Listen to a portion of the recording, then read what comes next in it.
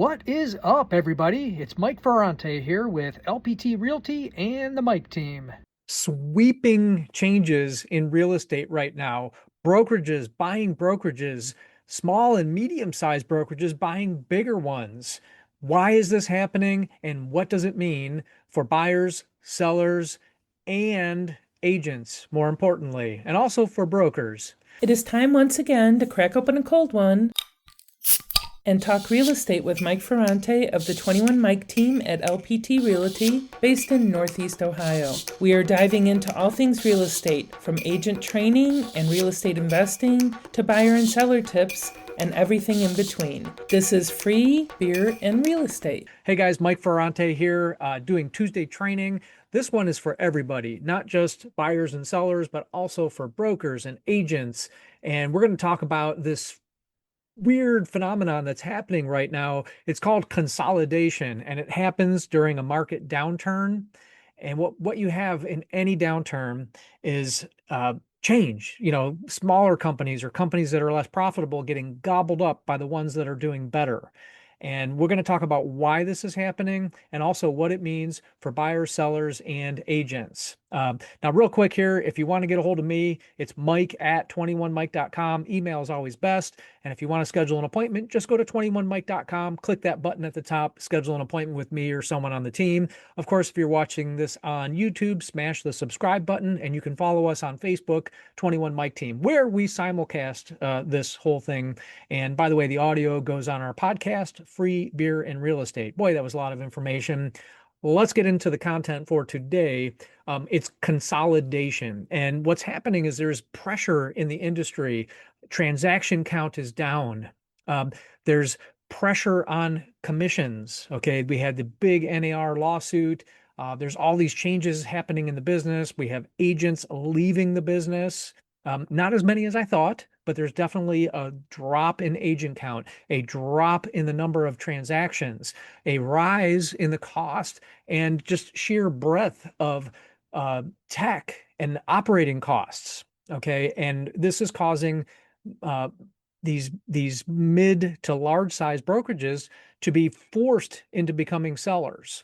So you have Anywhere. Okay, the Anywhere brands included Century 21, Coldwell Banker, ERA, Better Homes and Gardens. They got bought by Compass. Okay, Compass is kind of the new kid on the block, reputed to be a tech giant, a mover and shaker in the industry, making changes, trying to push for exclusive office listings, that whole thing that we did another video about a week or two ago. So you have Compass gobbling up the biggest brand in the world in Anywhere. And then just recently we heard Real Brokerage about, buying Remax. Again, this established brand, the brand that has the highest PPP, which those of you who aren't in the industry, it's per agent production and per person production. And so the Remax agents that are out there, you guys know that you are the highest producers on a per agent basis. So what the heck is happening is that we have these companies that are becoming less and less profitable. Both Anywhere and Remax had massive amounts of debt, and the profitability of these companies was dropping. Well, what happens in any industry, not just real estate? You have consolidation. The companies that are doing better are buying up these forced sellers. And it's a great time to buy because they're not doing so well. They don't have a good negotiating power right now. And, one of the questions I had about it is these deals happened where essentially debt was assumed. So you have Compass assuming the debt of Anywhere. You have Real assuming the debt of Remax.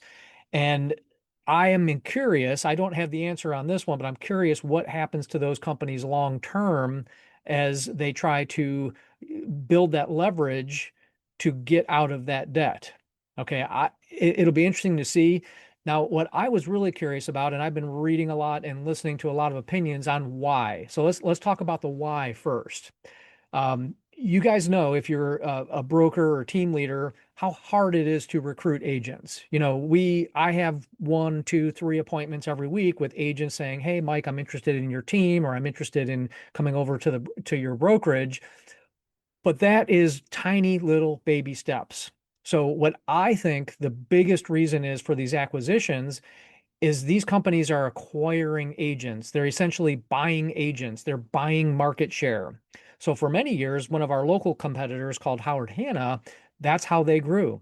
Okay, so they started out in Pittsburgh and they started growing geographically by buying offices. At one point, a couple decades ago, they bought Smythe Kramer. They bought Realty One. These were big brands in our area. They were actually a smaller company gobbling up a bigger one during a downturn, and they assumed all the debt of these companies, and they've been fine. Okay, now I have a theory on why that worked for them and what these other companies are thinking, and I'll get to that in just a second. But essentially, what those companies are doing is they're buying agents. Okay, so Compass was, I think, the eighth largest brokerage in the US. And by buying anywhere, suddenly they become the largest. So worldwide, their agent count is now number one. Real, who a lot of people have never heard of, suddenly bought Remax and now they're in the headlines and they just added to their agent count, not just nationally, but globally. So what does this do for them? It gives them economies of scale. It gives them more offices, more agents, and it gives them more negotiating power. So when they're making deals with Zillow, for example, it gives them more negotiating power to make the sweetheart deals. Now, as agents, we want the sweetheart deals with brands like Zillow, Homes.com, Realtor.com. So I think what Real's doing and what Compass is doing. And I'm curious if anyone's going to end up buying Keller Williams. I don't think so. I think that the egos at play over there won't allow it to happen. But that's the biggest rumor. I don't know if you guys have heard about it, but every other day I wake up to something on the in Facebook, which is not a great place to get your news. But oh, rumors are Keller Williams is on the sale block. It'll be interesting to see if that happens. I don't think so. But I think what's happening long term here is that these companies are gobbling up the other companies to add agent count, to add economies of scale, and they're hoping that over time they can pay off that debt that they are assuming. Now, the one thing I haven't heard anybody talking about is apart from controlling the transactions, from buying agents and just controlling the overall just scale of real estate, it is the ancillary services. So you have companies like EXP has their own lender now, title company. Our local competitor that I mentioned, Howard Hanna, for years they've had loans, they've had title work, they have insurance people. And we all know everybody wants to be our friends. Everyone wants to be the agent's friend because what do? People ask us, hey, who should I use for insurance? Who should I use to cut my grass? Who should I use for a new roof? They know that the agents have a lot of sway over where the home buyer and seller spends their money, who they sign up with. So by purchasing the agents, in effect, they're controlling the ancillary services. And I think long term, as we see commissions shrinking potentially, they're going to make their money, they being the brokerages, they're going to make their money on ancillary services, mortgage, title, insurance, and they're already doing it. So I think the ancillary services is a big thing. I think just the whole breadth of having more agents, they're banking on that, making them profitable. So I read something like Remax was at a 7 times on their debt ratio. And by combining with Real, they brought that debt ratio down to a 4. Now, those of you in finance probably understand that better than I do. But the bottom line is that while companies are bleeding money, what are they not doing? They're not investing in tech. They're not investing in better people, training, the AI type stuff. So I saw this firsthand. When I made a move, immediately I saw an improvement in the tech that I was experiencing. Just my website alone, it's night and day. So when companies are not profitable, they're not going to reinvest in the company as much. All right. So I've thrown a lot of information out at you. What I'd like to do is kind of break this down for buyers, sellers, and agents, and I'll lump brokers into the agent category. For buyers, first thing is you see the consolidation happening, fewer players in the game. What I would worry about is the exclusive office listings.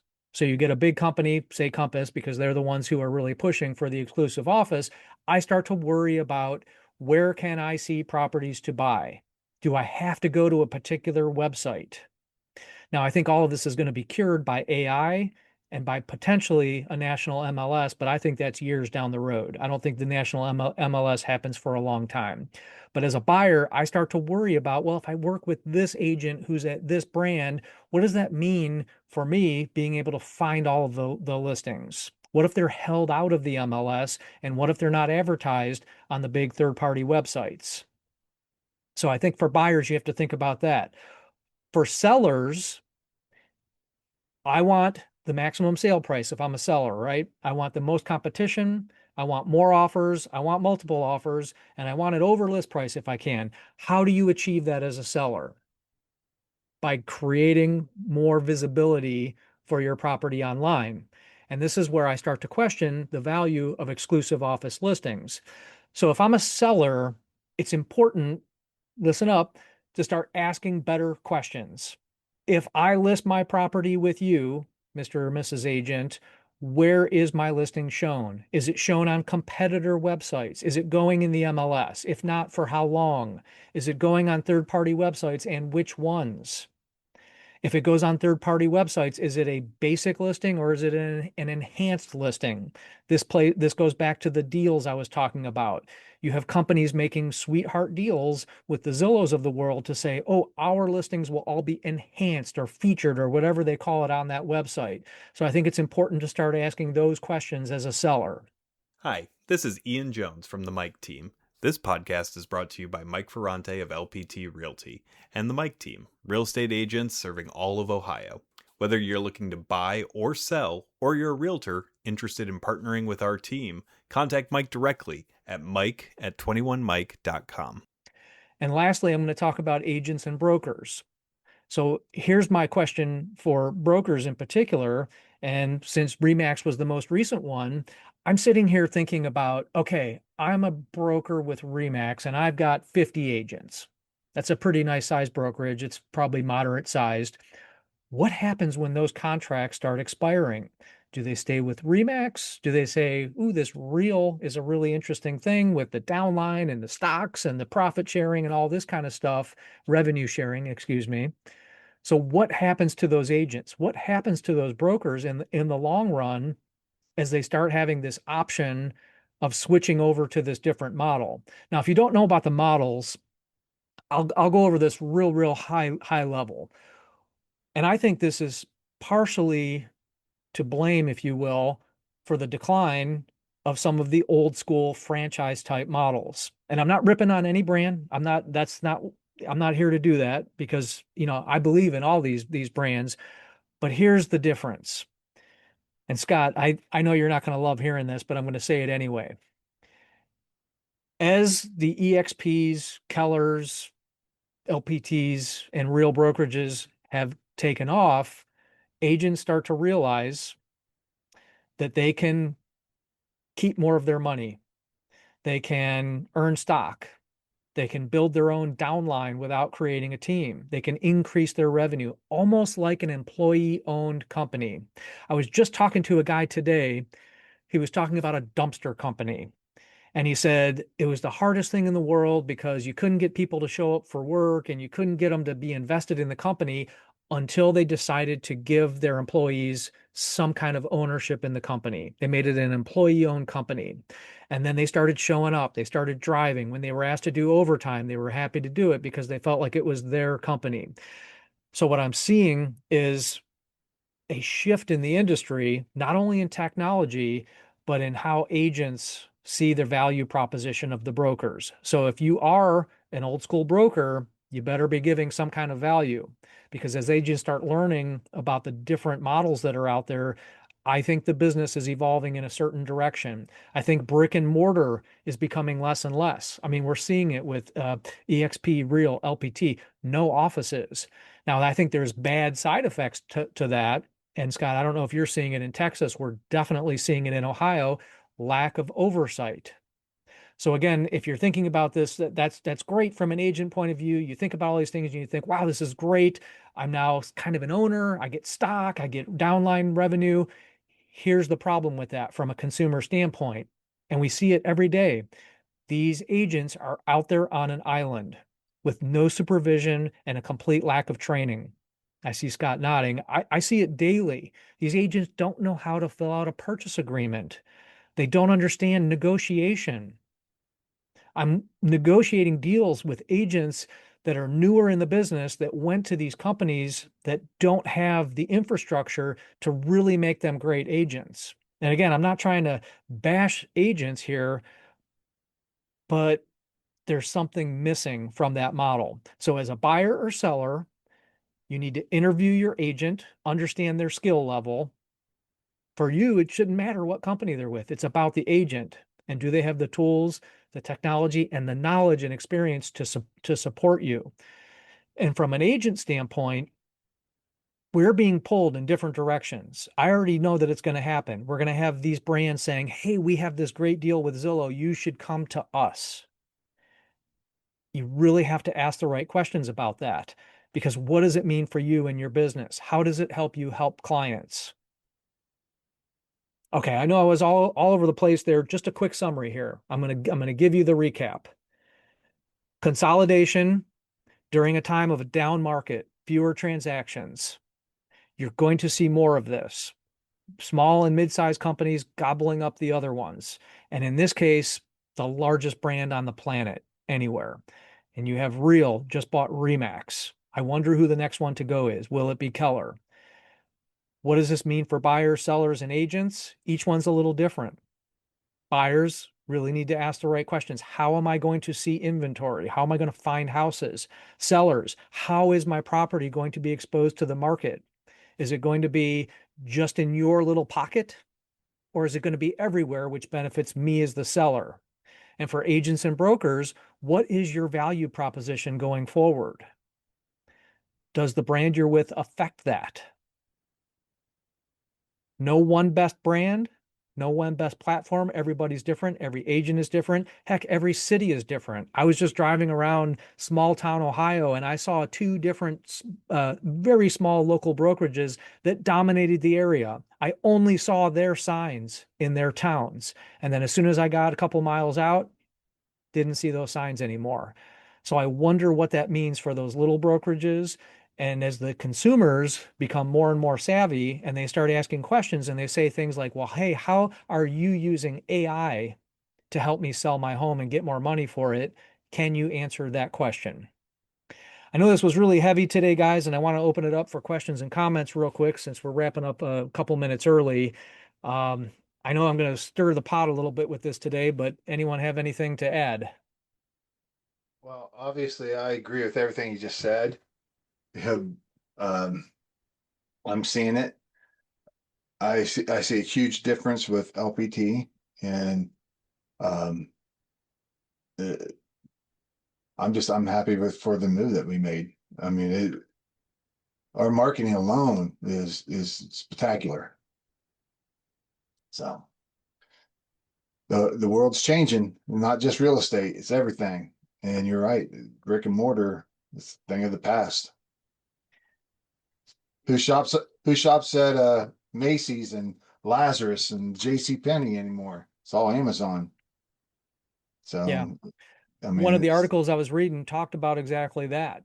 How do you recruit agents at the speed at which you can buy them by acquiring a brokerage? One of the analogies I saw, it's almost like if Amazon went out and bought another company and suddenly they added uh, 50,000 new drivers, new distribution centers. They just acquired it like that. So, if you're a broker, team lead, whatever, or an agent trying to build a downline, how are you doing it? Are you doing it one agent at a time? Or is this the time, someone like Scott down in San Antonio, is this the time that maybe you're out there looking around? Hey, how about that mom and pop? Maybe it's time to say, hey, I want to make you an offer, and you gobble them up, because that's what's happening in the industry. It's called consolidation and it happens during downturns. Anyone else? All right. This was heavy stuff today, guys. Next week, I promise to lighten it up, maybe talk about some more scripts and dialogues and business generating activities. But I'm seeing this all over the news. I saw one of the second level coaches on Facebook comparing the acquisition of brokers to acquiring nuclear arms. I mean, I thought that was a little bit out there. He was saying, look, by buying these brokers, it's like saying, now I have nukes, and I can influence the world.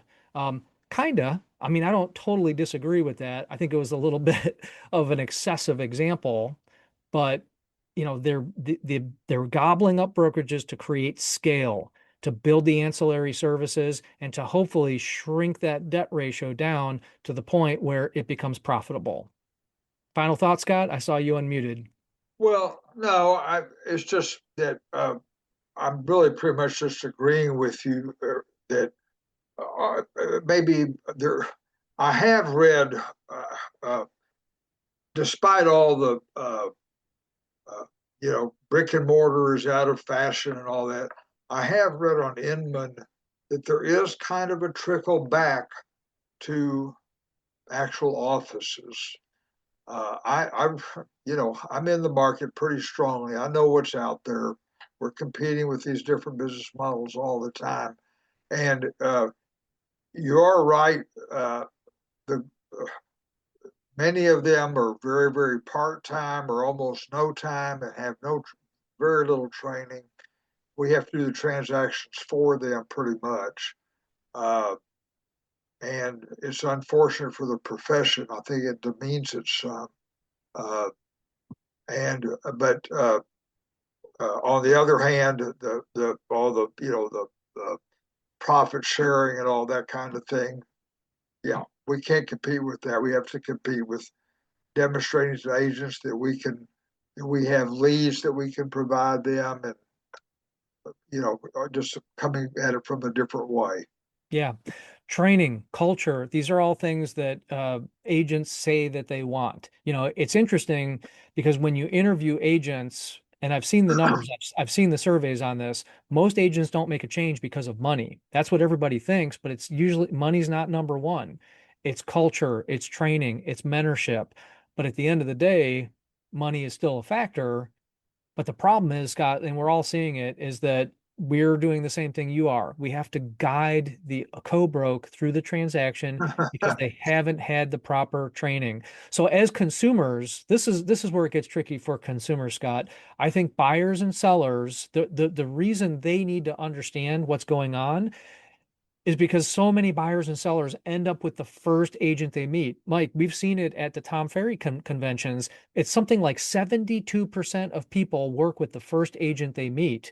They don't understand what questions to ask. They don't really interview the agent. Oh, well, you're here doing an open house. You must be a good agent. Therefore, I will work with you. And it's unfortunate because they don't know the right questions to ask.